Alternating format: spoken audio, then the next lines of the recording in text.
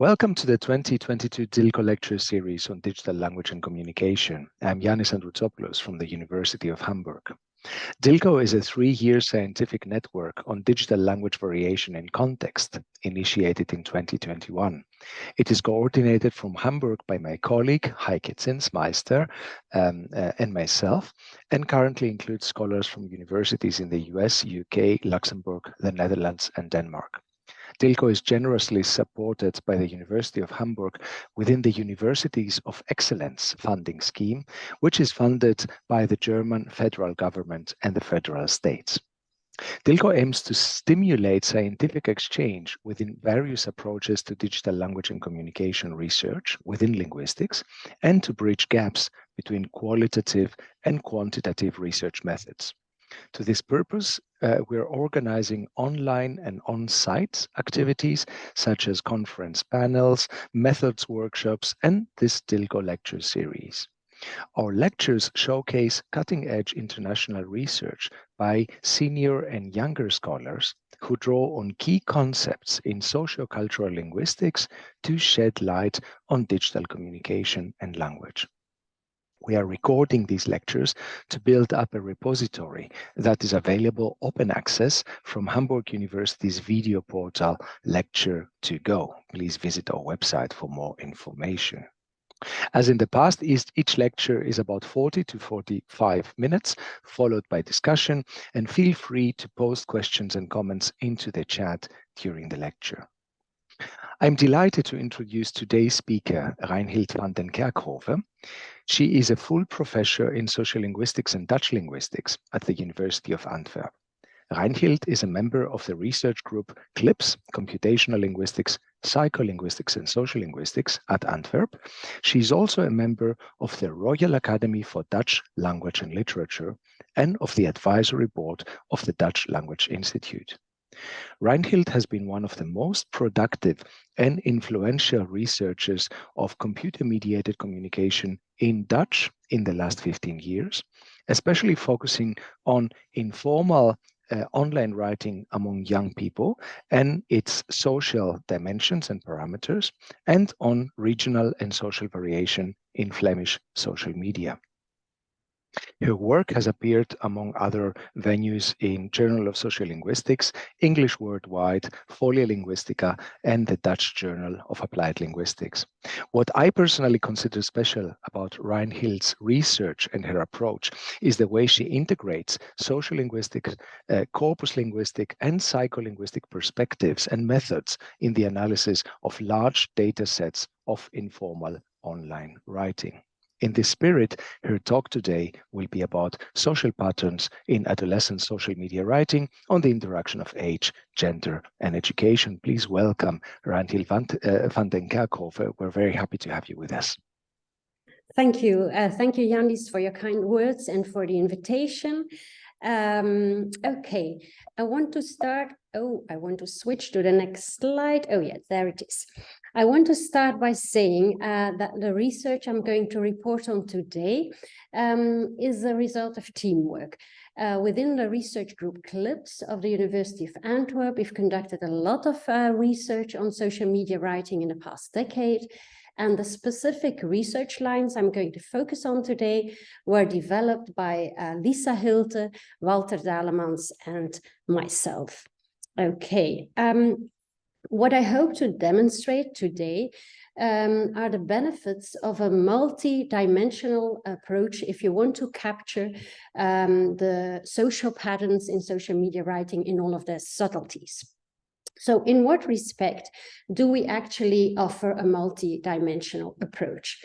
Well, first of all, we systematically combined several social variables and studied their interactions. Second, we focused on a divergent set of features. Third, we studied both correlations with the social profile of the writer and the impact of the social profile of the interlocutors. And then finally, while we primarily focused on the production of social media writing by Flemish adolescents, we also added a survey on the perception of it by the same target group. Okay, before I present a number of findings, I want to introduce the corpus that was a starting point of our research in the past few years. The corpus was collected by Lisa Hilte in 2019. The corpus consists of more than 450,000 private instant messages that comprise more than 2.6 million tokens that were produced either on Facebook Messenger or on WhatsApp, nearly all of them in 2015 and 2016 by 1,398, to be specific, Flemish teenagers. All of these teenagers had conversations in Dutch, although there was some code switching, obviously, every now and then to English or Arabic, but we only selected conversations, the base language of it was Dutch, and in our case, mainly Flemish Dutch. Okay. For all of these teenagers, we have information on their exact age, on gender, on the educational track that they were in at the time they donated the data. The data were collected in school contexts with the support of teachers and school principals. So all of the participants were secondary school students at the time. However, the conversations that they donated were not produced within the school context. So they were produced in private contexts, and they were produced before we as researchers arrived on the scene. Yes, and I also added, you see, profession of the parents. For part of a small part of our students, we also have information on profession of the parents. Okay. With respect to the social variables, first of all, with respect to age, we know their exact age, but we tend to discriminate between younger adolescents aged 13 to 16 and older adolescents or young adults aged 17 to 20. Gender was operationalized in a binary way. Unfortunately, we wouldn't do that anymore. So students simply had to tick whether they were a boy or a girl. They could add something, but most of them didn't. But that's how it is now. And then our data cover the three main tracks of Flemish secondary education, which we call ASO, TSO, BSO. ASO stands for General Secondary Education and has a theoretical orientation. BSO has a practical orientation and, in fact, generally prepares students directly for a manual profession. And TSO is in between. So both has a theoretical and technical, practical orientation. Okay, as far as the linguistic and typographic features that formed our research object, we focus on features, the occurrence of which can largely be explained in terms of what are generally acknowledged, a kind of, well, the implicit rules of conduct, you could say, of informal CMC writing. Yannis Andritsopoulos was one of the first researchers on online communication who actually pointed them out. We call them the maxims of orality, of expressive compensation, and of speed or economy. You could formulate the orality maxim like write like you speak. I always add write to a certain extent like you speak, because people seldom have the intention to faithfully render their speech. And so they rather selectively insert speech markers. The maxim of expressive compensation could be formulated as compensate for the absence of certain expressive cues, like, for instance, intonation. So expressive cues which you do have in face-to-face conversations, like, for instance, intonation, facial expressions, gestures, and things like that. And finally, the speed maxim is about maximizing the typing speed and minimizing the typing effort. Okay, these maxims lead to the inclusion of both old and new vernacular in informal online writing, or it might be more accurate to say both oral and digital vernacular, since I will make clear in a minute that not all vernacular features that we included in the oral category fit the label old. Okay, however, most of the features within the oral vernacular category actually do represent old vernaculars, since they represent, and now I quote Yannis Androtsopoulos 2011, they represent locally bound ways of speaking that traditionally didn't find their way into especially public writing, end of the quote. In our case, these features cover the entire continuum from colloquial Flemish, that is not considered standard Dutch, but generally used in Flanders, to more regional markers, and finally at the bottom, small-scale local dialect features. But I must say, these features at the bottom, so these small-scale local dialect features, are much more rare than the two levels above them. So the two upper levels are much more abundantly represented by a wide range of features. Okay, apart from these, we included also English lexemes that really mark Flemish adolescent speech, that are really, well, markers of Flemish adolescent slang, you could say. Because unlike many other English borrowings, they are not identified as being part of Dutch. They are, for instance, not included in Dutch dictionaries, which many English borrowings actually are, or they are not in any of Dutch word lists, etc. So obviously, these cannot be considered old vernacular. Okay, as for the markers of digital vernacular, we included the use of all kinds of abbreviations and acronyms in our research. However, I will not elaborate on these because these are not within the scope of the present talk, because today I'd like to contrast the oral markers with the expressive markers. And just to give you an idea, I will not really elaborate on that, but just to give you an idea, these are the kind of expressive markers that we included in our research design. Obviously, as you could expect, first of all, emoji and also older prefabricated emoticons. But apart from these, also the repetition of letters, so flooding of letters is how we call it, the flooding of punctuation, combinations of question marks and exclamation marks, words and utterances in all caps, X's that represent kisses, and finally the onomatopoeic rendering of laughter, so things like he, ha, ha, ha, and all kinds of variants. So all of these are included in the category of expressive markers.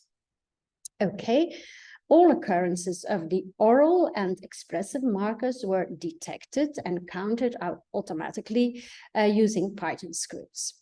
I must say, all credits for the statistical data processing really go to Lisa Hilde, who worked with generalized linear mixed models with a Poisson distribution. As you can see, we obviously have response variables and predictors, but apart from that, we also added a random effect for subject or participant, because in this way, the models also take into account the impact of individual chatters, and they correct for repeated observations, which is important. So repeated observations for one participant. Okay. Now we finally switch to our findings, starting with the impact of the social profile of the writer, so of the participants themselves. Okay. What we see here is the impact of age and gender, both for the expressive markers and the orality markers. I have to give some explanation for these plots, and I'll start. I hope you see my cursor moving. Yeah, okay. I'll start with the expressive markers. Here are the female participants. Here are the male participants. These are the younger female adolescents, the older ones, the younger male adolescents, the older male adolescents. So what we see is that the female adolescents use much more expressive markers than the male adolescents. And what we also see is that there is a serious decline in the use of expressive markers in female writing as the female adolescents grow older. There's no such decline, no significant decline in male writing. You get the reverse pattern for the orality markers. Now, the male adolescents score much higher. There's no significant decline here.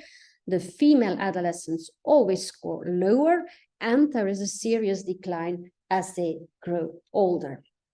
So what we see is that expressive markers are favored by girls and oral markers are favored by boys. And we see that there is an interaction between age and gender, since we do see a significant decrease in the frequency of both expressive markers and oral markers when female adolescents near adulthood. However, we do not attest a significant difference between younger and older teenagers in male writing. Okay, the next slide, I only added this one to show that it would not have been a good idea to cluster these two types of features into one model. Now they're clustered in one model. Because what you see is that then the most significant and striking gender and age-related differences simply get obscured. For instance, in this model, you see on the left the females, on the right the males. In this model, the difference between older females and older males is simply leveled out, whereas we know that older female adolescents score significantly higher than both older and younger male adolescents for expressive markers, and they score significantly lower than the male adolescents for the older markers. So, but that difference is leveled out, so it wouldn't make sense to cluster these into one category. Okay, and then what about education?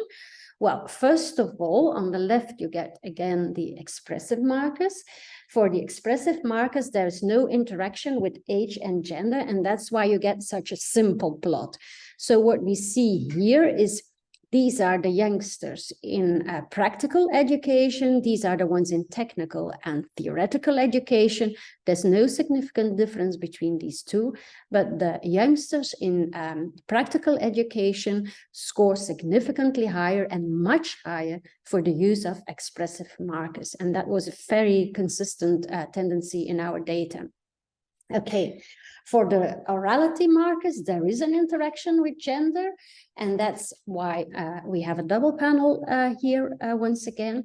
Now, so here, the students from the practical track are the outliers.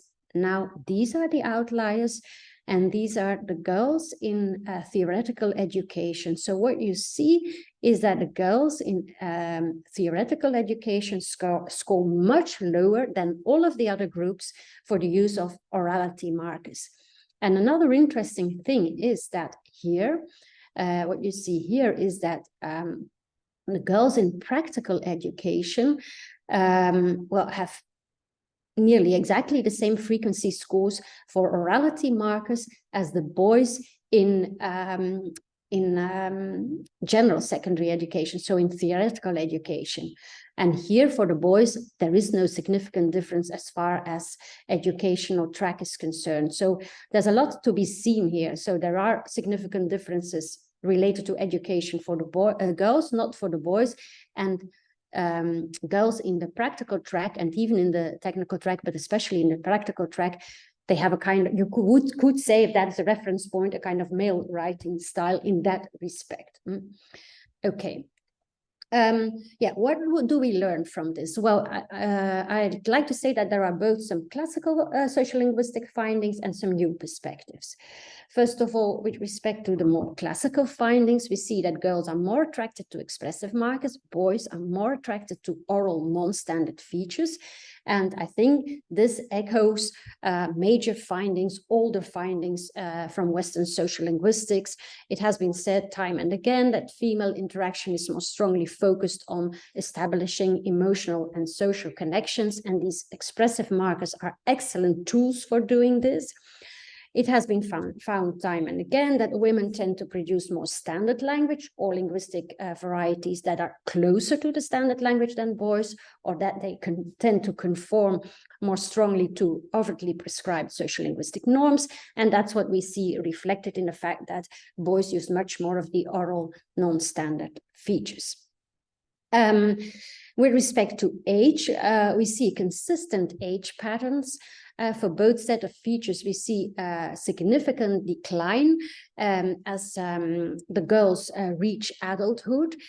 So we see a typical adolescent peak pattern. So with a peak of non-conforming to the norm in the mid-teens, and then a decrease as they grow older. For the boys, we see no such significant decline for these features. The expressive markers score much lower than in girls' CMC, and they remain equally low, and the attractiveness of oral markers apparently does not decrease as they near adulthood. Okay, I think our data show that it's really essential to study the interaction of age and gender. Girls aim for a more standard adult linguistic appearance on social media as they grow older, whereas boys barely seem to adapt their online practices as far as the use of non-standard markers is concerned. Okay, oh, now it's blocked again. Yeah, I had to. Okay, just a minute. Yeah, there we are. Okay, the new perspectives or the newer perspectives relate to educational track. We see that educational track has a strong impact or a stronger impact on girls' online writing than on boys, and especially girls from general secondary education. So the theoretical track seem to be extremely sensitive towards the social connotations of oral vernacular. Girls from the technical and especially the practical tracks hardly score lower for these features than the boys. And boys are really fond of oral markers, irrespective of their educational level. So again, you see the importance of studying interaction between the social variables, because we have a very clear interaction of gender and education. And then I think, well, the most important thing, or one of the things which stands out, is that there is a highly interesting group. I hope that our research shows this, a highly interesting group that has largely remained out of the scope of CMC research, and that's the adolescents with a working class profile or a future working class profile. Well, in fact, I said that for some or for a number of these adolescents, we do have information on the profession of their parents, and we saw a very strong correlation between their own educational track and the profession of their parents. So there was hardly any social mobility in that respect. For most of these students, the parents also had a manual profession, for instance.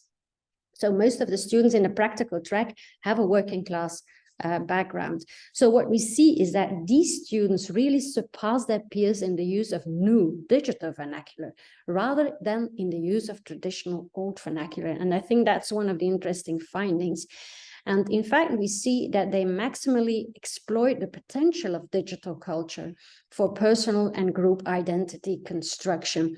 And I cannot elaborate on that here because now I mainly focus on the quantitative approach, but we did some qualitative research too. And what we found here was corroborated by our qualitative analyses, because, for instance, we saw, just to give you an example or to give you an idea, that students from the practical track use a much wider range of emoji. So they do not only use more expressive markers of whatever kind, they also use a wider diversity of them. So they would use a much wider range of emoji than students in the other tracks. Okay, I have to switch to the impact of the profile of the addressees, so the interlocutors. So the question is, to what extent do participants converge to each other, to each other's writing style when chatting online? We approach this question starting from the same three social variables again. And starting with gender, this means that we compare boys and girls writing practices in same gender versus mixed gender conversations. The distribution of mixed versus same gender conversations in our corpus is skewed, but I have to warn you, unfortunately, it will get worse for the other variables. However, in spite of this imbalance and the other imbalances that will follow in a few minutes, our statistical models still allowed for reliable data processing, luckily. Okay. Yeah, we know girls more expressive markers, boys more orality markers, but what do we see when comparing same gender with mixed gender conversations? Well, our hypothesis on previous research was, okay, in mixed gender conversations, either there will be no accommodation, or if there is accommodation, the accommodation will be mainly on the part of the women. So women will take the lead and they will more strongly converge towards men than vice versa. That was our hypothesis. Okay. What do we find? Well, we do see convergence between male and female writing when comparing same gender with mixed gender conversations, especially with respect to the expressive markers, because if I would show you the plot for the oral markers, you would see some convergence too, but it was not significant. So then the question is the hypothesis confirmed? Okay, these are the plots for the expressive markers. And again, you get two plots because a new variable popped up with respect to the conversational setting. The panel left shows the result for one-on-one conversations, while the right panel shows the results for group chats, and that appeared to be a factor. In both cases, we do see convergence when we compare. These are same gender conversations. These are mixed gender conversations. So, and these are the female participants. These are the male participants. So we, in both cases, both in group chats and in one-on-one chats, we do see convergence. But this convergence is not significant in group chats. The convergence is much more outspoken in one-on-one chats. Okay. But then the adaptation of the girls, so here at the top, who seem to suppress the use of expressive markers to a certain extent when chatting with a boy, is only marginally significant. But the adaptation of the boys who really boost the use of expressive markers when chatting with a girl is highly significant. So while the convergence is actually mutual, it is not symmetrical. And our hypothesis is not confirmed since the boys converge to a much greater extent than the girls. The result is even that the difference between boys and girls with respect to the frequency of expressive markers is no longer significant in one-on-one conversations. However, more qualitative research of ours shows that this does not imply that boys eagerly adopt all kinds of typical expressive markers used by girls. For instance, just to give you an example, girls use a lot of heart emoji, while boys chatting with girls will boost the use of expressive markers, will use much more expressive markers, but they will not copy the use of heart emoji unless they are flirting. That's an important aspect. Okay, then we switch to education. As you can see, the teenagers who donated data mainly chat with peers from the same educational track, because only 24% of our data contain conversations between people from different tracks. We know that students in the practical tracks have the highest frequency for expressive markers. I also added oral markers, but in fact, well, in many cases, this was not significant, but especially for the expressive markers. So then again, the question is, do we see any difference between same gender and mixed gender conversations?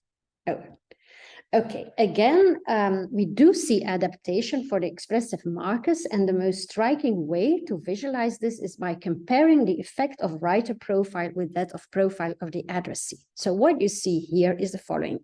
Here you see the effect of writer profile, which means, and you could expect this because we've had that before, students in the practical track use much more expressive markers than those in the two other tracks.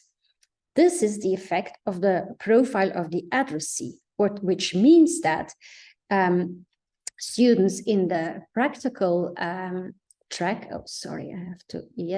students in the practical track, when addressing students in the practical track, teenagers tend to use much more expressive markers than when addressing students in the technical and the theoretical tracks. In other words, what you get here is, in fact, a perfect mirroring. So you see a clear adaptation. Okay, and then finally, for the oral markers, I did not show any plots for the oral markers because the picture was highly diffuse and we didn't see any accurate mirroring. But we switched to the age accommodation. So we compare intra-generational and intergenerational conversations. And now you see the distribution in our corpus really gets painful, because our teenagers hardly donated any conversations in which they interacted with adults. And that's why what intergenerational stands for here: teenagers interacting with adults. And by the way, these adults are not in our corpus. We only know when teenagers interact with adults and when they address peers. So since we did not investigate the online practices of adults, we can only rely on related research for this. And on the basis of this, note that teenagers are supposed to be the top scorers for oral and expressive markers. But okay, what do they do when interacting with adults? Okay. What are our results? First of all, for the expressive markers, we see a simple plot because there's no interaction with other variables.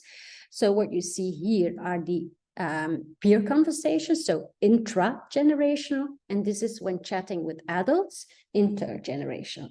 We see a significant decline in the use of expressive markers when teenagers chat with adults, even if we have a huge confidence interval, which is related to the fact that we do not have a lot of data, but still the model said the difference was significant. So we see a decline when they chat with adults compared to when they chat with people from the same group. And now, and that's interesting, for the first time, we also see accommodation with respect to the oral markers, so the orality markers. And now there is an interaction with educational profile. What we see here is that all educational tracks actually suppress the use of oral markers when interacting with adults. However, the adaptation is much more outspoken for the students in the theoretical track compared to the students in technical and the most practical track. Okay, so here you see that's the most outspoken adaptation. So, okay, teenagers do switch to a more adult or a more standard writing style when chatting with adults by suppressing both the use of expressive markers and the use of orality markers to some extent. But what do we learn about accommodation in informal online writing overall? Well, teenagers do accommodate to the writing style of interlocutors, though not all the way.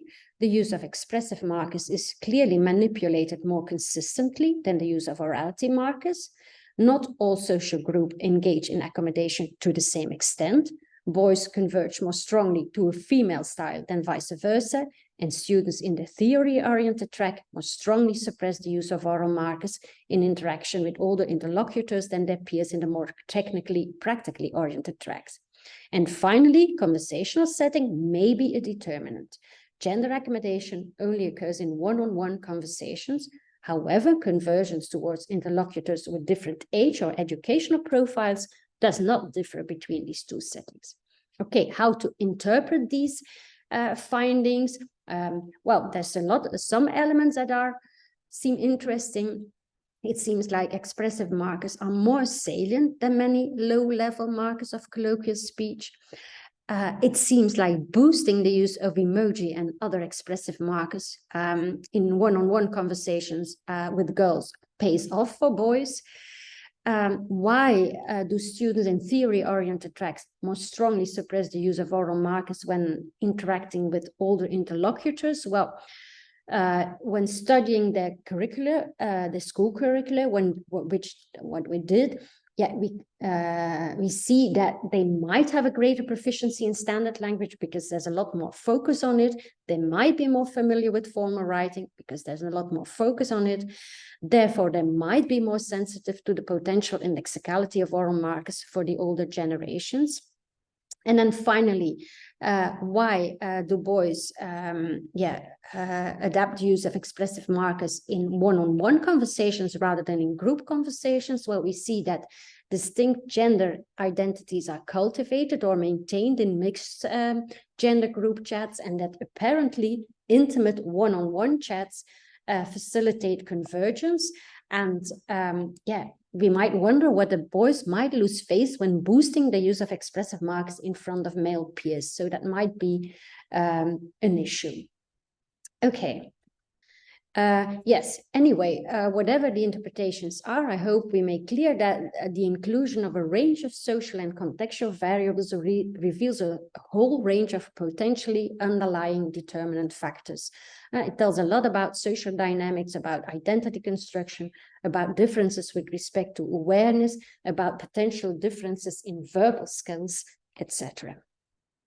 Okay, now finally I switch to perceptions and attitudes, because as a follow-up to the studies that I've presented so far, we conducted a survey among Flemish high school students to map perceptions and attitudes with respect to social media writing.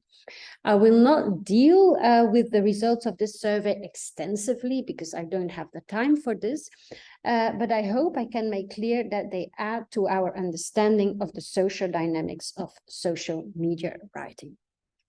Okay, what about the survey? It's a rather small-scale survey.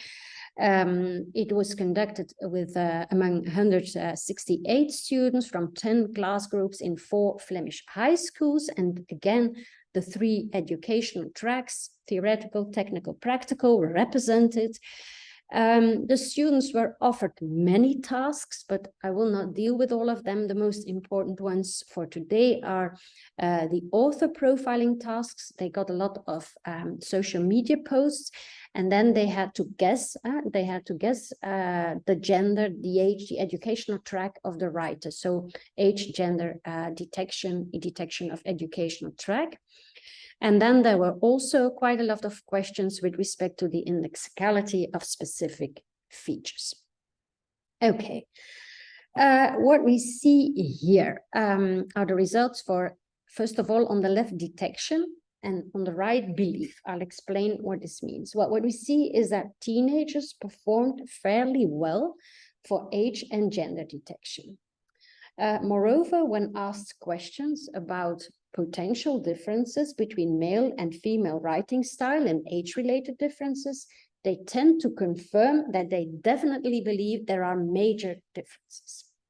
So what we see is that particular features are enregistered as indexical of social group belonging, and more specifically as male or female, or as indexical of early adolescence versus late adolescence. However, there's no such enregisterment as far as educational background is concerned. Adolescents hardly believed in educational differences in online writing, and they performed much worse in the education detection tasks.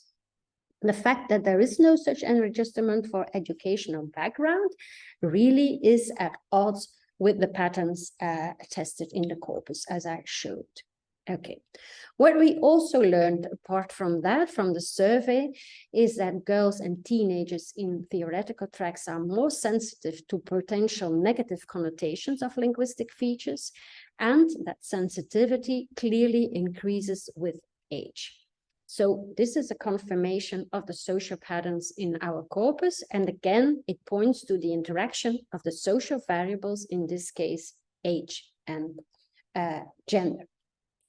Okay, then we also learned from the survey that adolescents really appreciate the use of typical CMC expressive markers like emoji, for instance, but also the other markers. However, interestingly, the tolerance level for the abundant use of emoji is much lower among adolescents in theoretical tracks and among boys than among girls and adolescents in more practical tracks. So this confirms again patterns in our corpus, but it also made us very well aware of the fact that dosage really matters for these students. So you can't exaggerate for particular groups, exaggeration is not done. So that's an important conclusion. Okay, and now I'll switch to the final conclusion. And the conclusion brings us back to the starting point. So I said we wanted to present a multi-dimensional approach on social media writing. And I hoped I managed to demonstrate that we need to combine social variables when assessing the social dynamics of social media writing, and we need to map the way they interact. I hope I also show that it pays off to include divergent sets of features, since the oral markers behave completely different from the expressive markers. Okay, and to investigate both the impact of the social profile of the writer and that of the interlocutor. And finally, that attitudinal and perceptional research may nicely complement the production of data. All this pays off. Why does it pay off? Because it is really a safeguard against oversimplification of the social dynamics of social media writing.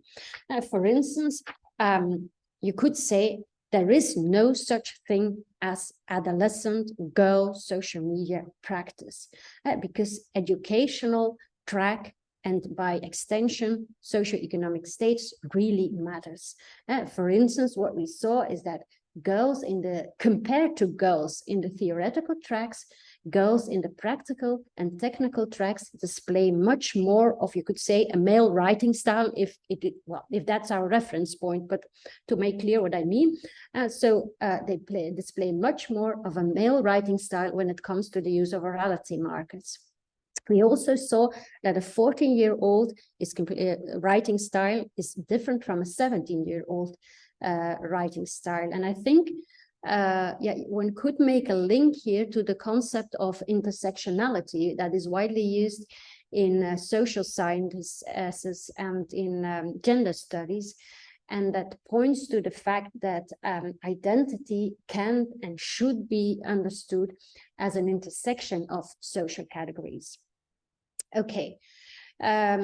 A safeguard against oversimplification also by studying different sets of genre markers. That's also important because different sets of genre markers clearly appeal to different social groups. So, for instance, all social groups are fond of expressive markers, but middle-class students are much more averse to the abundant use of them. Okay.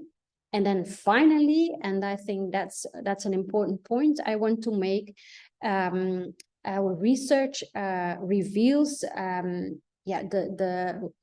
fact that working class students strongly embrace the genre and strongly exploit the possibilities of the genre.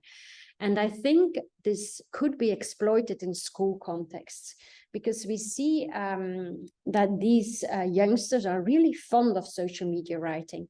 And they are experimenting with all kinds of genre markers. And unfortunately, school curricula either tend to focus on formal writing, or in the case of youngsters in the practical track, they hardly do focus on writing. So there's hardly any focus on writing at all in their school curricula. And you could say that this is unfortunate, since the online social media practices are really key in the verbal repertoire of these teenagers. And teenagers that in former days hardly might have produced written text now do so abundantly. So it might be time to give these practices their well-deserved attention and reflection, and it might be time to use them as a starting point for language-related learning activities in school. And I'd like to finish on that note, and I really want to thank you for your attention. I included all of the relevant references, so thank you very much for your attention.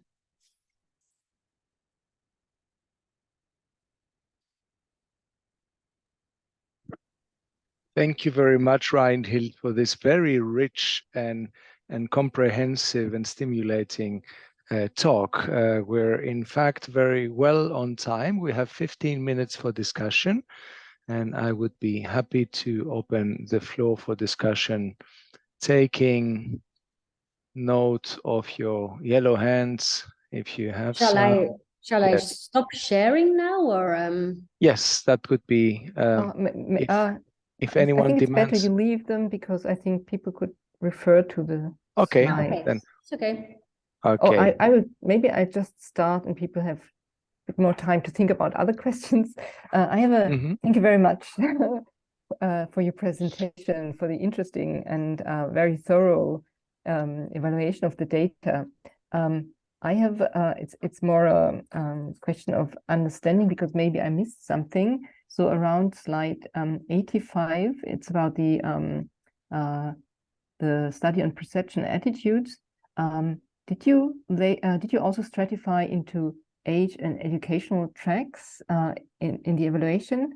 So I think you had on a later slide, but I was writing. I think I missed.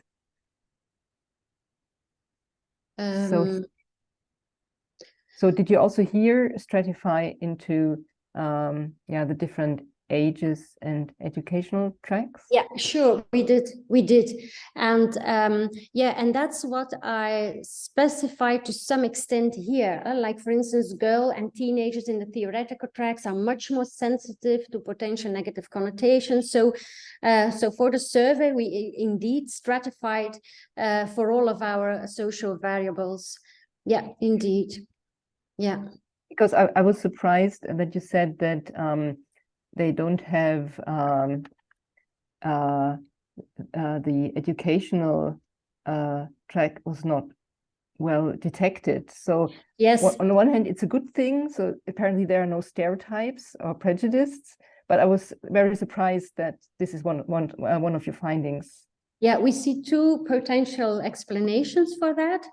First of all, well, one of them is that they tend to interact within their own networks. So, they quite often they simply do not have enough contact with people from other educational tracks, but that's not the case for all of our students. And second, we were also, surprised, but it was interesting. People, quite a lot of students who are reluctant to answer questions on that topic.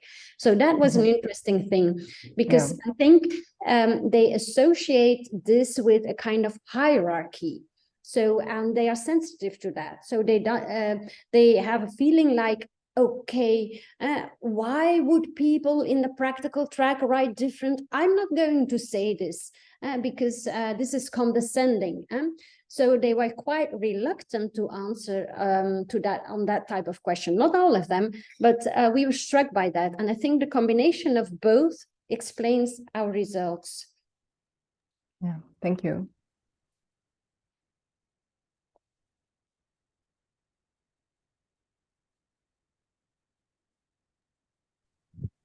Okay. I cannot see because I still share my screen. Yeah. I cannot see the questions in the chat. I have. I can see the entire panel of participants, and I'm waiting eagerly to see yellow hands.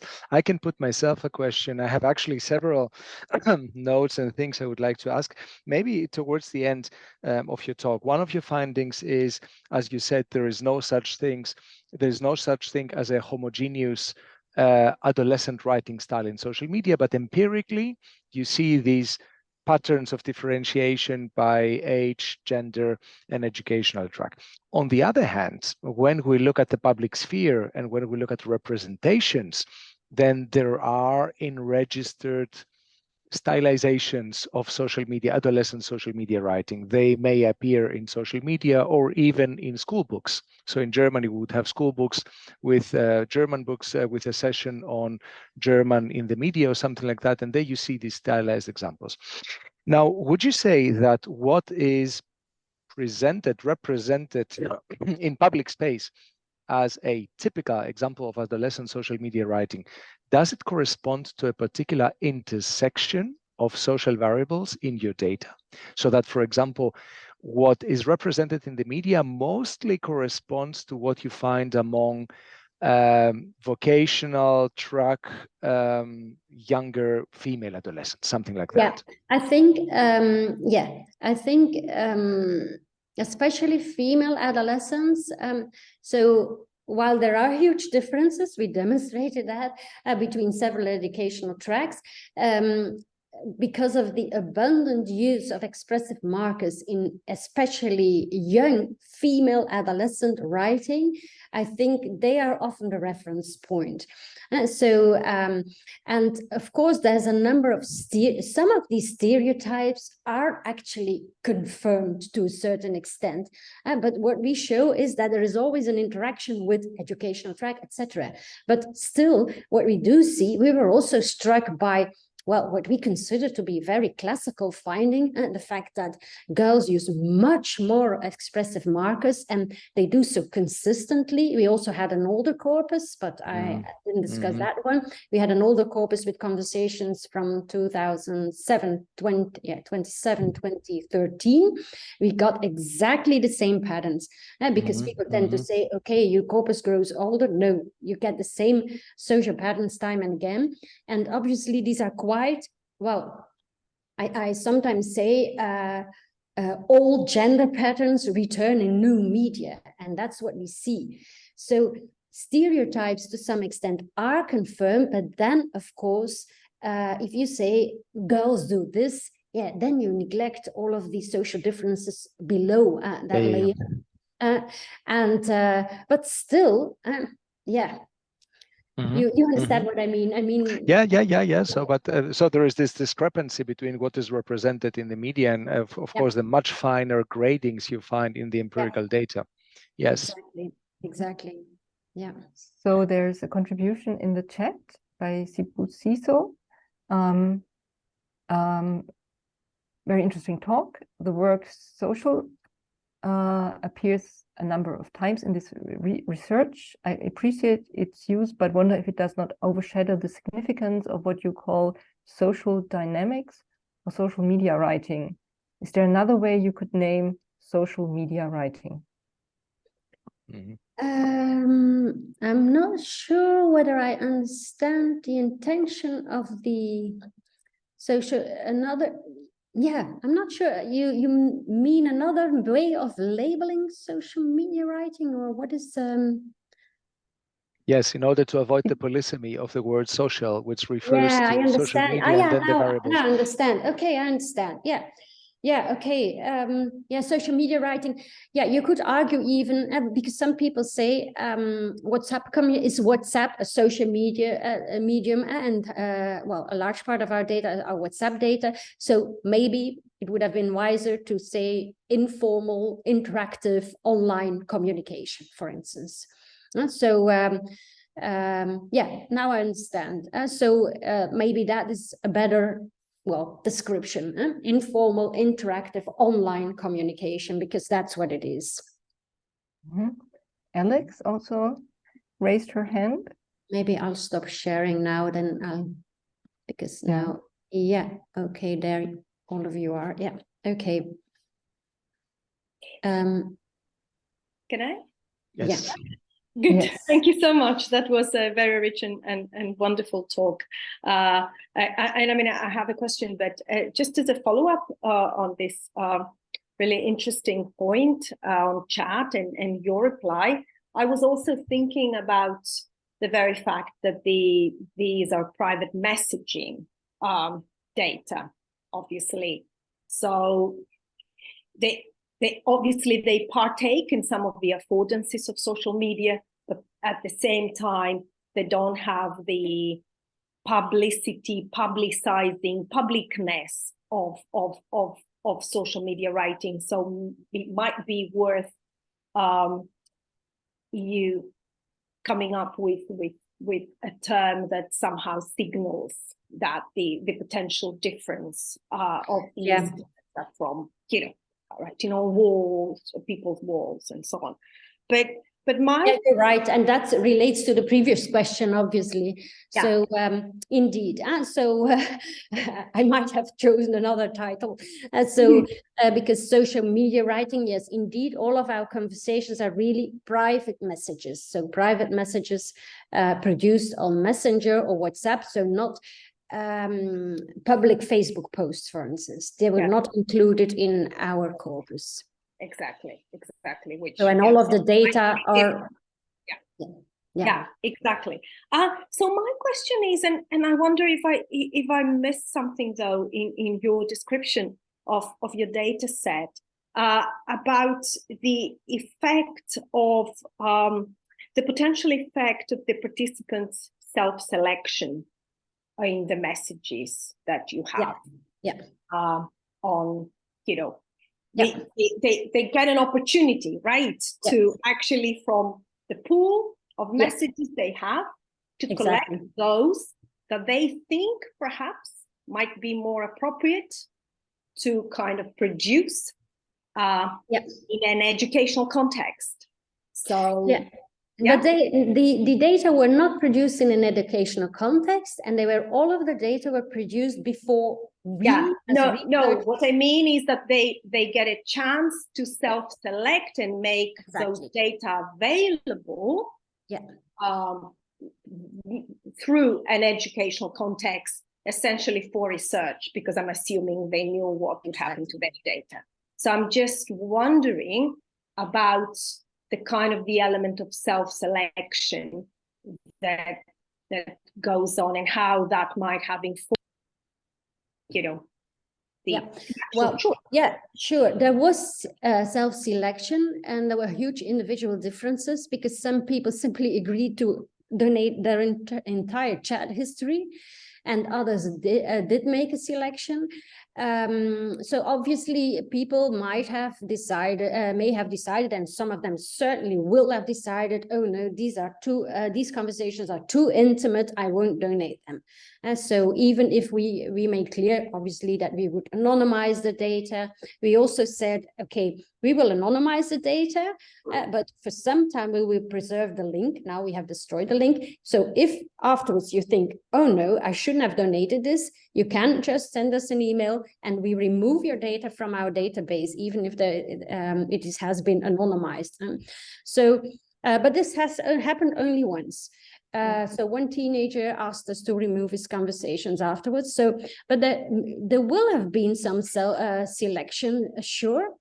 But even then, I must say, we were quite surprised by the confidential nature of many of the conversations. So many of these students were not that reluctant to donate their private conversations, in fact. So, and some of them, as I told you, and that's also something, but I could not elaborate on that here. Some of them donated their entire chat history.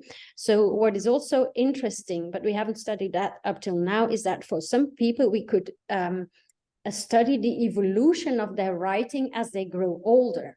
So, and we haven't done that up till now, but well, that's interesting about these data, obviously. Because for some of the students, we have data from when they were, well, for instance, let's say 13 up to the age of 18 or 19. So, and well, that's huge. Well, that's highly interesting. So not all of them were very selective, but some of them were. And we didn't monitor that. So some people say, oh, I only want to give you a very small piece, and others donate a lot of data. And that's why we had to correct for this also in our statistical models, because otherwise we would have huge biases. Thank you. Louis Cotgrove also raised his hand. Hello, sorry, I'll just start my video. Apologies. We haven't got a lot of time, so I'll be quick. Thank you. I really enjoyed the talk. I had two short questions, hopefully. I found the gendered linguistic accommodation findings very interesting. And I was wondering, well, partly very sad that teenage or adolescent boys are socialized not to show emotion until they're in a mixed presence. But was there accommodation based on other variables, such as age? I don't know if the chats if there were enough data that were between participants of different ages, and if there was demonstrable linguistic accommodation. That was one bit. And also the second one on emojis and expressive markers in general. My own research on YouTube comments, so different interactional situation completely, revealed that there was a difference not in the number of unique emojis used based on the gender of participants, but on the volume. So say in my findings that people performing or identifying as women tended to use more emojis overall, but the number of unique emojis, so i.e. more flooding, but the unique emojis were not significantly different. And I wondered if that was a variable that you had looked at as well, or taken into account in your data. Apologies if I missed it. Yeah, as far as the unique emoji, for instance, is concerned, I hope that is an answer to your question. What we saw is that students in the practical track used a wider range of emoji. So more unique emoji, more different emoji than students. What we saw is that especially students in the theoretical track, they were very repetitive with respect to the type of emoji that they used. And so the students in the practical track much more experimented much more with a wider range of emoji. So that's something that we found. And I must say, I forgot about your first question with respect, it was with respect to gender, but I forgot about it. Was there other linguistic accommodation based on other variables, such as age? Oh, yes. Now we compared same gender conversation, which were conversations between teenagers, with teenagers compared to teenagers chatting with adults. So that's what I reported on today. But we also had a look whether it made a difference when younger teenagers, and I did not report on that today, when younger teenagers chatted with older teenagers, whether that already made a difference. So when a 14-year-old chats with an 18-year-old or a 17-year-old, and it does have an impact. So even then, they are sensitive, and especially, so at the end I said dosage matters. Well, they adapted to the dosage of the older teenagers. So you see, so now I only compared teenagers with adults, but even when chatting with peers, but you could wonder whether for a 14-year-old, an 18-year-old is a peer, but still, even when chatting with older adolescents, they do adjust. So, yeah. Okay, so we'll end with a short question that Melissa Mujic put in the chat. She asked whether, since the messages are very private, whether the parents had to sign a consent form for their children. Yeah, maybe you can just comment on that. Yeah, the students were minors, so we had to ask parents for permission. Yeah, obviously. Yeah, sure. So all of the parents got letters, and yes, and it's all proceeded via the schools. And do you have a standard procedure for that by your university, or? Yeah, we have. So there's an ethical committee. So we have an ethical committee for social and human sciences. And so obviously for this type of project, you need to get ethical clearance. So all of the forms that we used had to be submitted to the ethical committee in order to get ethical clearance. Yeah. Sure. Yeah. Okay. Thank you so much. Yeah.